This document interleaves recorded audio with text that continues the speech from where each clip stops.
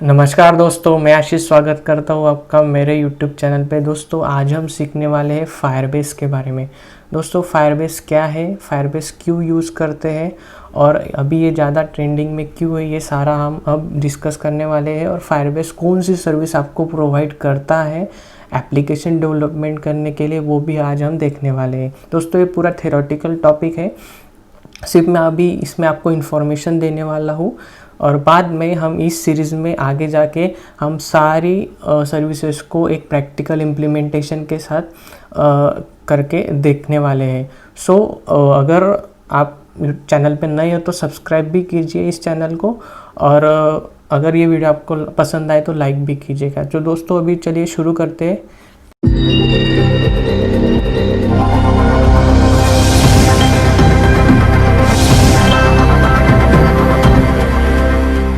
दोस्तों फायरबेस होता क्या है। फायरबेस एक क्लाउड बेस्ड प्लेटफॉर्म है जो कि आपको गूगल प्रोवाइड करता है। गूगल ने एप्लीकेशन डेवलपर्स के लिए एक अच्छा प्लेटफॉर्म ये बनाया है और आप इस प्लेटफॉर्म का यूज़ करके आपके एप्लीकेशन को आप आगे जाके ग्रो भी कर सकते हो और अच्छी तरीके से उसको डेवलप भी कर सकते हो, और उसकी क्वालिटी जो है वो भी आप अच्छी तरीके से इम्प्रूव और मेंटेन कर सकते हो इस प्लेटफॉर्म के ज़रिए अगर आप एप्लीकेशन करते हो तो बेसिकली दोस्तों ट्रेडिशनल वे में होता क्या है, हम ऐप कैसे बनाते हैं कि हम एक सर्वर लेते हैं, उस सर्वर में कुछ एपीआई लिखते हैं, कुछ एपीआई एप्लीकेशन लिखते हैं, जैसे कि पीएचपी में रेस्ट एपीआई हो गया, अगर पाइथन में हो गया तो कुछ एसडीके और फ्रेमवर्क्स यूज़ करके हम एपीआई लिखते हैं और उन एपीआई को हम वेब ऐप और एंड्रॉयड ऐप से कॉल करते हैं और वही एपीआई आपको डेटाबेस को कनेक्ट करता है। तो वो जो एपीआई सर्विस प्रोवाइड करते हैं जिसमें हमें ऑथेंटिकेशन के लिए कुछ प्रोग्रामिंग करनी पड़ती है, सिक्योरिटी पर्पस के लिए हम कुछ यूज़ करते हैं, तो ये सारी चीज़ें फायरबेस के अंदर आपको गूगल प्रोवाइड करता है। वेरी इजीली आप इसको इम्प्लीमेंट कर सकते हो, आपको कोई ज़्यादा कोड लिखने की यहाँ पे ज़रूरत नहीं है। तो ये जो वे है आप देख रहे हो ये ट्रेडिशनल वे है। अभी फायरबेस में क्या होता है कि आपको सिर्फ फायरबेस को इंटीग्रेट करना है आपके ऐप के अंदर। फायरबेस आपको एक एसडीके प्रोवाइड करेगा, उसमें सारी क्लासेस और मेथड्स जो भी है वो आपको दिया जाएगा कि भाई इस पर्टिकुलर सर्विस के लिए आपको ये इम्प्लीमेंट करना है, ये सारी चीज़ें आपको उस एसडीके में प्रोवाइड की जाएगी और आपको वही एसडीके आपके एप्लीकेशन में यूज़ करना है डेवलपमेंट के वक्त, और उसके साथ आप फिर डायरेक्टली कनेक्ट कर सकते हो आपको फायरबेस की सर्विसेज को। तो अभी देखते हैं दोस्तों कि आप कौन सी सर्विसेज किस चीज़ के लिए आप यूज़ कर सकते हो। तो पहले है फायरबेस होस्टिंग। तो फायरबेस होस्टिंग बेसिकली आपको अगर आपकी स्टैटिक वेबसाइट से आपको होस्ट करनी है तो आप यूज़ कर सकते हो। ये बहुत ही अच्छी सर्विस इन्होंने दी है। इसके साथ आप एसएसएल सर्टिफिकेट और कस्टम डोमेन के साथ आप यूज़ कर सकते हो। बेसिकली अभी हम जब पीएचपी होस्टिंग वगैरह लेते थे तो एक्स्ट्रा आपको एसएसएल परचेस करना पड़ता, तो अभी आपको गूगल खुद से फ्री में एसएसएल सर्टिफिकेट फायरबेस होस्टिंग के साथ प्रोवाइड करता है। तो ये बहुत ही अच्छी है और इसमें सिर्फ आप स्टैटिक वेबसाइट से अब तक होस्ट कर पाओगे, तो ये भी बहुत अच्छा है। ये भी हम आगे जाके प्रैक्टिकली मैं आपको करके बताऊंगा। तो नेक्स्ट देखते हैं अभी फायरबेस ऑथेंटिकेशन। ये बहुत ही अच्छी सर्विस है। इसके साथ आप क्या कर सकते हो कि आपके जो एप्लीकेशन के यूज़र्स हैं उनको आप अपने ऐप पे रजिस्टर, लॉगिन, साइन इन जो भी आप फंक्शनलिटी देते हो आप यहाँ पे दे सकते हो, और आप Google account, Facebook account, Twitter और गिटहब अकाउंट के थ्रू भी आप अपने ऐप में उनको लॉगिन और साइन इन करवा सकते हो अगर आप फायरबेस ऑथेंटिकेशन यूज़ करते हो। तो ये बेसिकली बहुत अभी यूज़ होती है। आप सारे ऐप्स में देखते होंगे कि आपको कुछ ऐप पूछते हैं कि भाई आपको अगर गूगल से साइन इन करना है या फेसबुक से साइन इन करना है तो आप वही करते हो। तो वो जो किया जाता है वो इसी सर्विस के थ्रू आपको आप कर सकते हो। ठीक है, तो अभी आगे देखते हैं रियल टाइम डेटाबेस। आप जब ऐप बनाओगे आपके ऐप को डेटा लगेगा और डेटा बहुत इंपॉर्टेंट होता है, तो फायरबेस आपको एक रियल टाइम डेटाबेस भी प्रोवाइड करता है। ये जो डेटाबेस है ये एक नो एसक्यूएल डेटाबेस है। इसमें कैसा होता है कि आप जेसन ट्री के थ्रू डेटा स्टोर किया जाता है, ठीक है।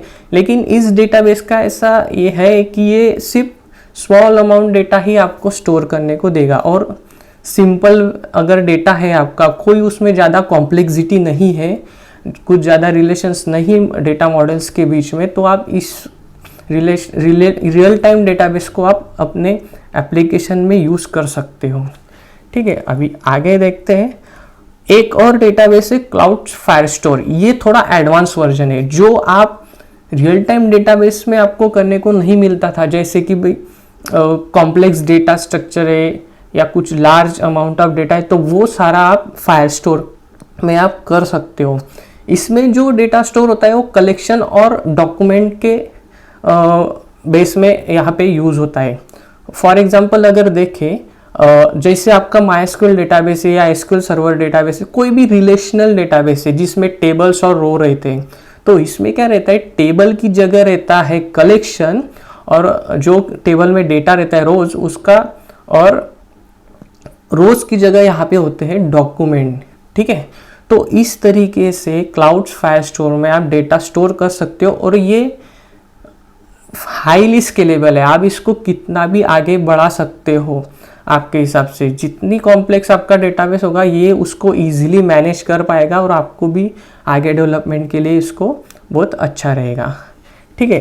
तो ये भी बहुत अच्छा डेटाबेस, बेसिकली मैं इसको ज़्यादा यूज करता हूँ। इसको हम इस फायरस्टोर पे ज़्यादा फोकस करने वाले इस सीरीज़ में। आपको इसके मैं बहुत एग्जांपल आगे वीडियो में बनाने वाला हूँ, तो मेरे चैनल में बने रहिए और सब्सक्राइब भी कीजिए इस चैनल को। चलिए आगे बढ़ते हैं। क्लाउड स्टोरेज ये बहुत अच्छा है, क्योंकि आपका एप्लीकेशन जो होगा उसके यूज़र्स होंगे, अगर आपको कुछ फाइल्स है वो भी मैनेज करनी है, यूज़र कुछ फाइल्स जनरेट करेगा, कुछ डॉक्यूमेंट होंगे, ऑडियो होंगे, जो आप यूज़र को प्रोवाइड कर रहे हो, तो आपके फाइल्स भी आप स्टोर कर सकते हो स्टोरेज के थ्रू। तो आपको एक हाईली यानी बहुत ही कम प्राइस में आपको स्टोरेज प्रोवाइड किया जाता है फायरबेस स्टोरेज के थ्रू, और आप फाइल डाउनलोड अपलोड भी कर सकते हो। आप ऐसी फंक्शनलिटी आपके ऐप में दे सकते हो यूज़र्स के लिए कि वो फाइल्स डाउनलोड और अपलोड भी कर सके, ठीक है। और ये बहुत ही फास्ट होता है, इसको भी हम प्रैक्टिकली आगे इम्प्लीमेंट करेंगे, ठीक है। उसके बाद आता है क्लाउड मैसेजिंग। क्लाउड मैसेजिंग क्या है, एक मैसेजिंग सर्विस है। जैसे कि आप देखते हो कि आप कोई एप्लीकेशंस अगर देखोगे, ई कॉमर्स ऐप जैसे फ्लिपकार्ट हो गया, अमेज़न हो गया, तो आपको वो नोटिफाई करते रहते हैं कि भाई हमारे यहाँ भाई ऐसे ऑफर्स चालू है, और ये सारी चीज़ें आपको यूज़र को बताते हैं वो रियल टाइम कि भाई आप ऐप पे आओ और कुछ परचेसिंग करो। तो आप आपके यूज़र एप्लीकेशन के यूज़र को भी बता सकते हो क्लाउड मैसेजिंग के थ्रू कि हमारे ऐप में ये सर्विसेज, ये डेटा जो है ये नया आया है, आप इसको एक्सेस कीजिए और एंजॉय कीजिए। सो क्लाउड मैसेजिंग भी एक कैसा यूज़र एंगेजमेंट के लिए बहुत अच्छी है। आप आपके ऐप पर यूज़र्स को ला सकते हो क्लाउड मैसेजिंग के थ्रू। आपको बहुत ही ईजी ये जाता है क्लाउड मैसेजिंग करना फायरबेस पे। सो अभी नेक्स्ट लेक्चर में मैं इस पे ही फोकस करने वाले क्लाउड मैसेजिंग पे। हम पहले एक ऐप बनाएंगे और उस ऐप को सिंपल ऐप बनाएंगे, उसको कनेक्ट करेंगे फायरबेस से। नेक्स्ट वीडियो में मैं आपको बताऊंगा फायरबेस से कनेक्ट करेंगे, और उसके बाद मैं क्लाउड मैसेजिंग आपको इम्प्लीमेंट करके बताऊंगा उस लेक्चर में।